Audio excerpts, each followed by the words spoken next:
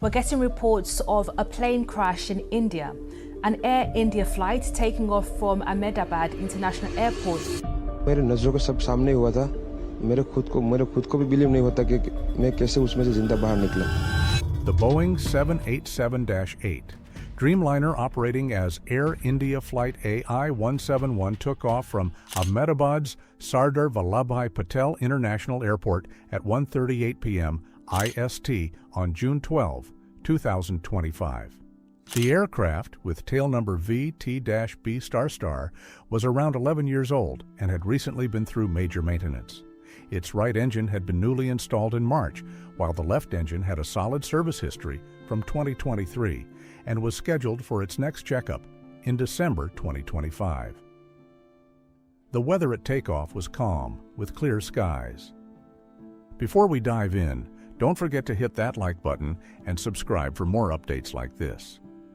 Just seconds after takeoff, the flight crew declared an emergency, sending out a mayday call due to a sudden loss of thrust. Multiple witnesses and flight data showed the aircraft keeping its nose up at first, but slowly losing altitude. Tragically, it reached only about 625 feet before beginning a deadly descent. Around 30 seconds after liftoff, the Dreamliner crashed into a densely packed area near BJ Medical College in Ahmedabad's Magani Nagar neighborhood. The aircraft came to a stop amid explosions and thick black smoke. There were 230 passengers on board, along with 12 crew members. Sadly, all 241 people on the aircraft lost their lives, along with at least 39 others on the ground. Dozens more were injured in nearby buildings. In a rare moment of hope, a 60-year-old British passenger named Vishwas K. Ramesh survived. He managed to escape through an emergency exit and walked away with burns and minor injuries. Emergency crews rushed in immediately. Firefighters, ambulances, the CISF, NDRF, military and hospital teams all worked side by side.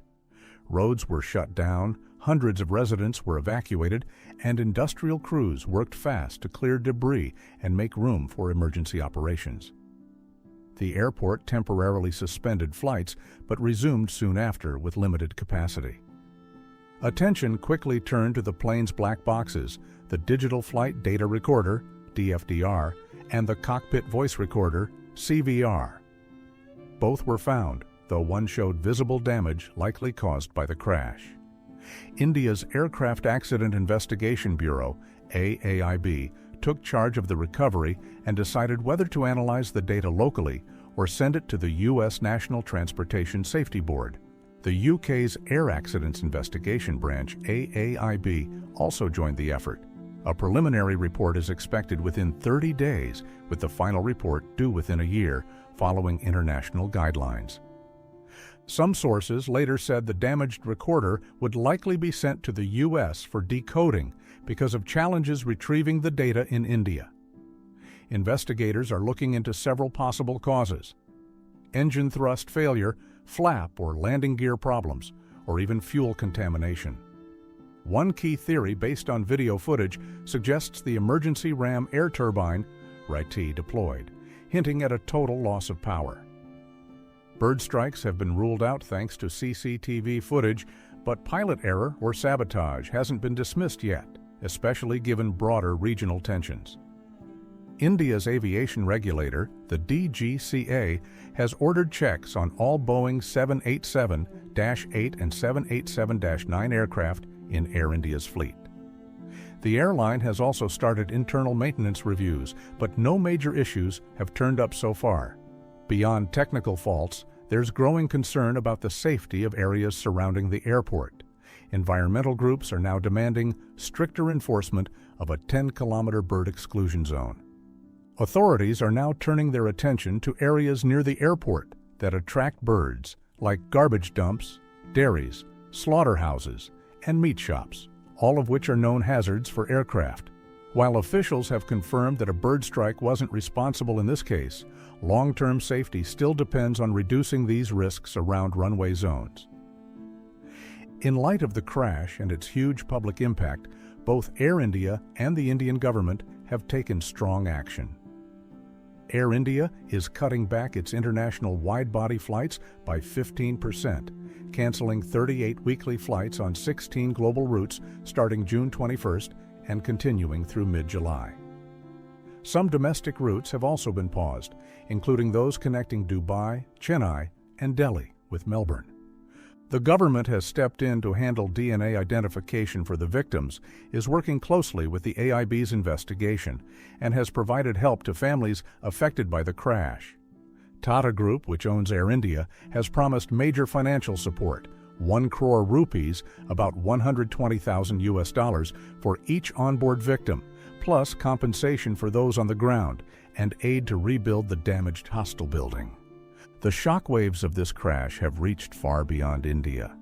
Boeing's CEO canceled his scheduled appearance at the Paris Air Show, which took on a quieter, more respectful tone in response.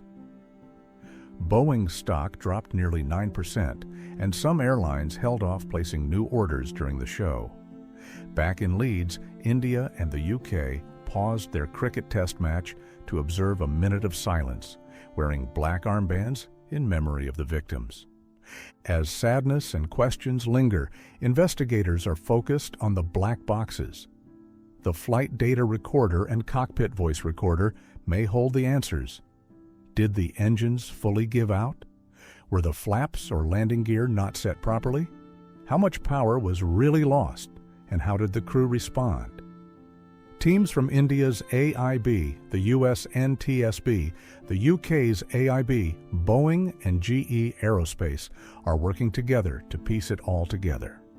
In the meantime, Air India has officially retired flight numbers A I-171, A I-172, and its related service 971, reassigning the route to avoid further distress. Victims' families are receiving continued financial and emotional support. The investigation has also widened to look into Air India's overall maintenance habits, especially after recent regulatory flags over delays in replacing Airbus emergency slides. The next 30 days are crucial. The preliminary findings could reshape how airlines handle safety checks, aircraft operations, and how much they share about their internal practices. This crash marks the first deadly loss of a Boeing 787 since it first flew in 2011, and it's raising serious questions about how the Dreamliner handles worst-case scenarios when everything goes wrong. At the heart of all this is the lone survivor, now in recovery. His escape from the wreckage has been called a miracle, but it also puts a spotlight on just how enormous this loss really is. So many families, crew members, and students were caught up in that moment of destruction. With around 280 lives lost, including those on the ground, this is not only India's deadliest plane crash in decades, it's also the most tragic event in the Dreamliner's history. In the case of Flight A I-171, while mechanical issues are the top theory, a bigger question is beginning to surface. Was this a one-off failure, or part of a deeper strain within the system? Months before the crash, some reports had already flagged Air India for falling behind on maintenance, delaying required updates, and swapping planes on long-haul routes at the last minute. These reports weren't directly tied to AI-171, but now, in hindsight, they feel like warnings that weren't taken seriously enough. In Ahmedabad, where the plane went down, grief counselors joined rescue crews on the ground. Hospitals treated not only injuries, but an outpouring of loved ones searching for answers, some still holding on to hope, even as official lists came out. Burn units stayed open around the clock.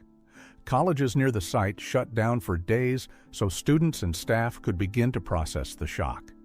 The one person who made it out alive became a symbol of survival, but also a reminder of the horror others faced. Doctors working with him described signs of acute stress, confusion, tremors, long silences, and sudden tears. Psychologists called it survivor's guilt, the emotional struggle of living through something so few do. Why had he made it while others seated so close hadn't? It was both a miracle and a mystery. His presence gave the investigation a rare piece of early insight into what happened inside the cabin. Though his memories were still coming together, he remembered a sharp jolt shortly after takeoff, the oxygen masks not dropping, and a strange smell, like burning or chemicals, spreading fast through the cabin. While these details couldn't be fully confirmed right away, they lined up closely with other early findings. Early signs pointed to a possible rapid systems failure that may have affected the aircraft's power distribution and internal controls. If proven right, the survivors' memories could steer the investigation for months ahead.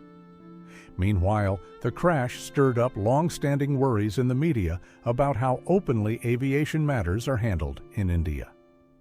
Within hours, news outlets shared conflicting reports. Some claimed both engines shut down at once, others pointed to software problems, while a few spread unverified sabotage theories. With no clear official statement in those critical first hours, misinformation flooded social media. Graphic images of burning wreckage and bodies circulated before authorities could confirm what was real. In that chaos, public trust began to shake, not just in Air India, but in how aviation safety and crisis communication are handled overall. Questions quickly turned to the Directorate General of Civil Aviation, DGCA. Although the DGCA has helped guide India's aviation growth, critics argued it lacks the independence and authority that bodies like the US NTSB have. Many began calling for a separation between safety oversight and airline operations, something other countries have done after past tragedies. Experts and think tanks inside India stressed that changes shouldn't only come in reaction to loss, but be part of a longer-term commitment to keeping people safe in the skies. Globally, focus also shifted to the aircraft itself. The Boeing 787, once praised for its tech-forward design, has had both highs and lows since its rollout. In earlier years, Boeing had to fix battery overheating issues and potential wear in some parts. But now, new questions were being raised about its backup systems, software, and how well its emergency functions work under extreme stress. One example is the Ram Air Turbine, RAT, meant to supply emergency hydraulic power if other systems fail. Did it work as designed, or was its activation just a last gasp? The US NTSB, already involved because the plane is American-made, began closely working with Boeing and GE engineers to take another look at specific systems.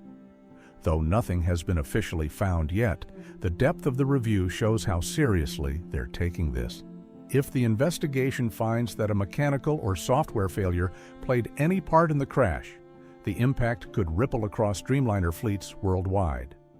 Beyond the technical questions, the crash also pushed countries to revisit their aviation ties with India.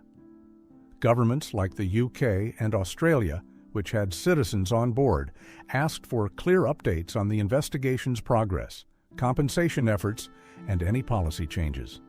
This added more pressure on Indian officials to stay open, follow global investigation standards, and keep foreign governments informed. Europe's aviation authority also asked Indian agencies for a briefing to see if Dreamliners headed for European airports needed extra checks. Meanwhile, airlines flying the same model began taking steps of their own. Across Asia, the Middle East, and Africa, maintenance crews started inspecting engine mounts, control systems, and emergency air power units. Pilots received updated training reminders about dealing with thrust loss during takeoff, a known danger point in any flight. Some simulator centers even adjusted their programs to recreate what happened during the Air India crash. The goal wasn't just to prepare crews for emergencies, it was to prevent anything like this from happening again. Back home in India, the disaster also brought renewed attention to how cities are growing around airports. That the plane crashed into a hostel full of medical students set off serious debate about whether buffer zones around runways are being protected properly. While airports do have mapped safety areas and approach paths, enforcement often falls short, especially in fast-growing urban areas. Over time, unauthorized buildings have slowly edged closer to runways, raising serious risks if something goes wrong during takeoff or landing. In response, city planners and local authorities started reviewing how permits are granted near major airports, promising tighter checks and better boundary enforcement. But many critics were quick to point out that such promises often follow tragedy and fade unless backed by courts or new laws.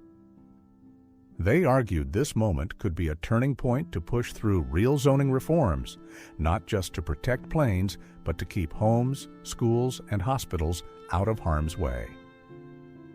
Another major issue rising from the crash was insurance and legal responsibility.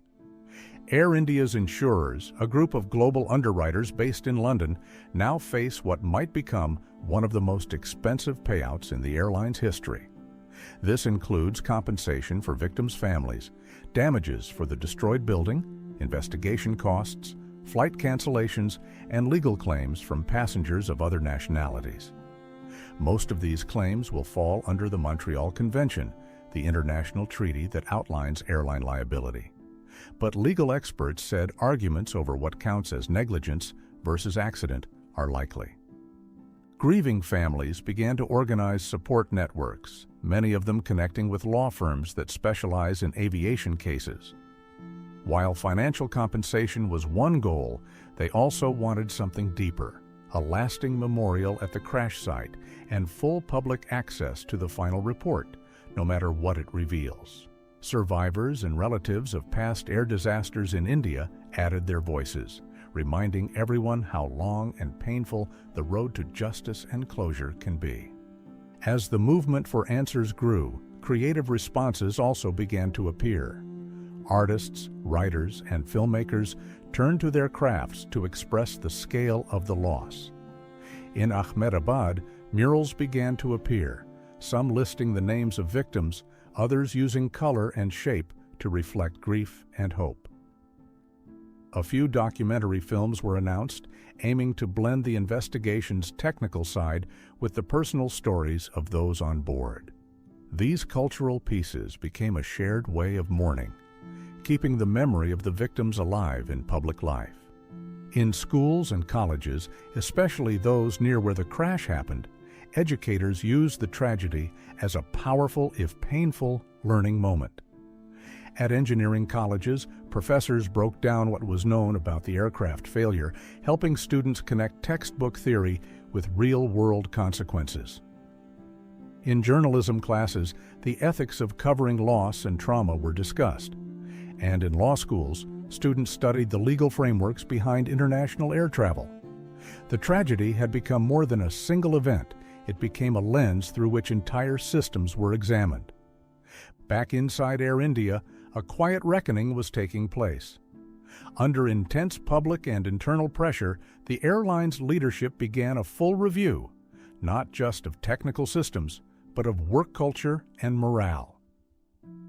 New whistleblower channels were opened, and internal town halls gave employees space to speak up. Still shaken, some pilots and flight crew shared close calls they'd never reported before. All this unfolded while the airline, now under Tata's ownership, was already halfway through a major modernization effort. Now, Air India faced a deeper responsibility, not just to fix what was broken, but to truly reform. That meant stronger training, clearer communication, and more transparency across the board. By the one-month mark after the crash, the airline had grounded 2 more Dreamliners for extra checks and started reassessing contracts with key suppliers. Those suppliers, in turn, began reviewing their own quality controls. The ripple effect stretched through the entire supply chain.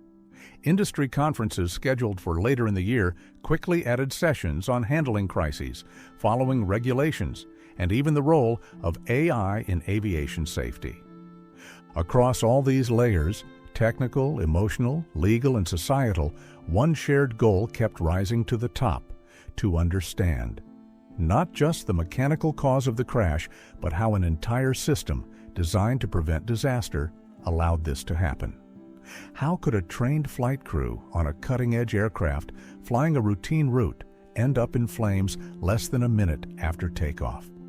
Until that full picture is made clear and accepted, the story of AI-171 will remain open, a reminder of lives lost and the silent promise that their memory won't be forgotten. The impact of the Air India crash reached well beyond the wreckage site. It changed conversations, policies, and training in ways both small and large.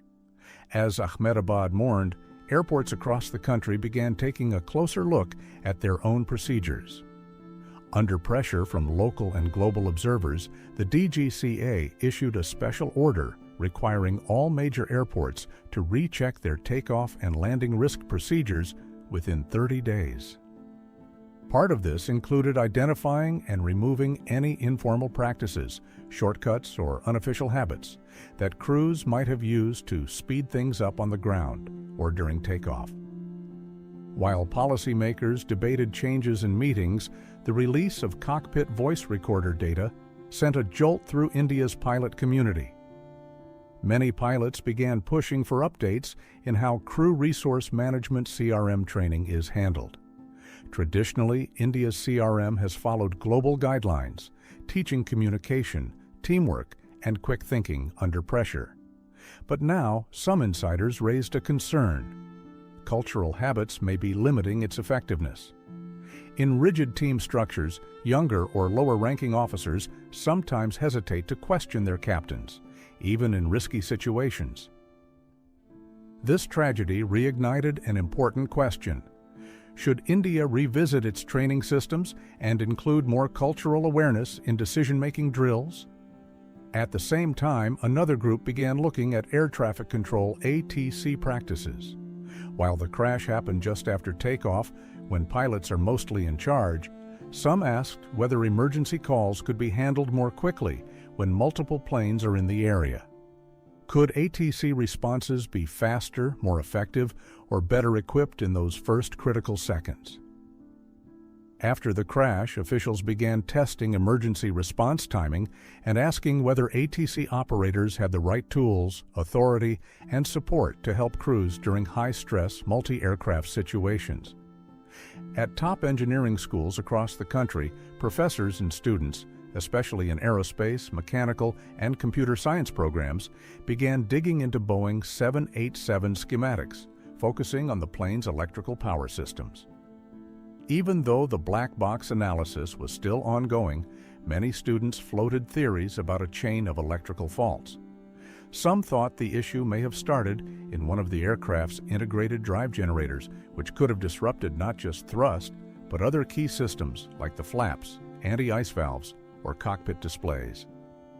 These weren't just classroom exercises. They reflected a growing sense of responsibility among young Indian engineers who wanted to be part of the fix. Outside the labs and classrooms, the emotional and cultural response to the crash took on deeper meaning. Across India, in temples, mosques, churches, and gurudwaras, people gathered to pray for the victims.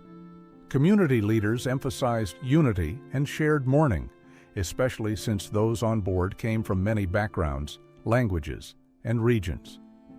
The tragedy struck a national chord, not only for the scale of the loss, but for what it symbolized. Air travel, to many Indian families, represents hope, for opportunity, for reunion, for a better future abroad. That dream, for 280 families, never landed. As the aviation sector began to look inward, civil society raised its voice too.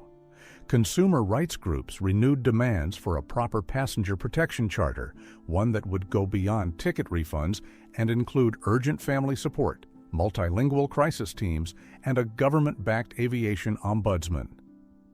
These ideas weren't new. Early drafts had floated around Parliament before, often lost to political delays. But now, with the weight of the disaster behind them, momentum was building. Lawmakers began holding hearings and invited testimony from grieving families, many of whom described the painful experience of trying to get answers amid silence, confusion, and missed calls. In corporate circles, the Tata Group, owner of Air India, held high-level crisis meetings. Known for decades as one of India's most respected business houses, Tata now faced questions about how its airline arm had let such a failure occur. Executives soon realized that rebuilding trust would take more than just safety fixes or compensation. It would take a full reset of company culture, more openness, better staff involvement, and a shift in focus from growth at any cost to true operational discipline.